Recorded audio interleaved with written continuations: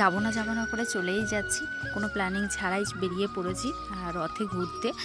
তোমাদের দাদাভাইয়ের আসার কথা ছিল লেট করে, কিন্তু সেদিন তাড়াতাড়ি চলে এসেছিলো, যে কারণে ভাবলাম যে পাশেই চলো গিয়ে রথটা দেখে আসি। তো সেই মতো তাড়াতাড়ি করে রেডি হয়ে বেরিয়ে পড়েছি। আর প্রতিদিনের মানে প্রতিবারের কাজ এই যে আমাদের পাপা দৌড়াবে আর ওর বাবা হচ্ছে পিছন পিছন দৌড়ে বেড়াবে। তো দেখো দুই ভাই দৌড়াচ্ছে, আর তোমাদের দাদাভাই আর ছোটদা দুজনেই হাঁটছে, আর ইনি তো হাঁটতে হাঁটতে হাঁপিয়ে যাচ্ছে, শুধু বলছে বসো বসো, নতুন কথা শিখেছো তো এখন, মানে মিষ্টি মিষ্টি কথা বলে, সব কিছুই বলতে পারে এখনও। তো হাঁপিয়ে গেছে হেঁটে হেঁটে, ওই জন্য বসে পড়েছে।